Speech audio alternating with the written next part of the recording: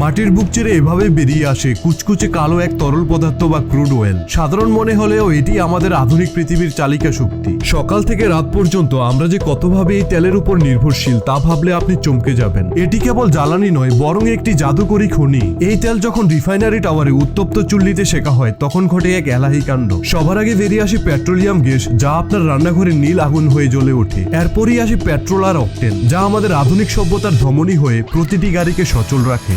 আকাশের বুক চিরে ডানা মেলা বিশাল বিমানগুলো উড়ে বেড়ায় এই তেলের জেট ফুয়েল খেয়ে, আর রাস্তা তৈরির দানবীয় সব এক্সকেভেটর কিংবা কৃষকের ট্রাক্টরের পেট ভরে এর শক্তিশালী ডিজেলে। পাহাড় সমান মালবাহী জাহাজ কিংবা বিশালাকার পাওয়ার স্টেশনে ব্যবহৃত হয় তেলের আরো ঘনীভূত অংশ। আর সবশেষে যা অবশিষ্ট থাকে তা দিয়েই তৈরি হয় আমাদের পায়ের নিচের মিশ্রণ পিচ ঢালা রাস্তা। সবচেয়ে বিস্ময়কর ব্যাপার হলো আপনার গায়ের শৌখিন পোশাক থেকে শুরু করে হাতের মোবাইল বা প্লাস্টিকের যে কোনো সরঞ্জাম সবই কিন্তু জন্ম নেয় এই তেলের ন্যাপ্তা স্তর থেকে। সারাদিনে অন্তত 50টা জিনিস আপনি ইউজ করেন যা এই তেল ছাড়া অসম্ভব। সো বুঝতেই পারছেন, এক ব্যারল তেলের ভেতরে লুকিয়ে আছে আগামীর এক বিস্ময়কর জগৎ। আধুনিক পৃথিবীর প্রতিটি স্পন্দনই যেন এই তেলের উপর নির্ভরশীল।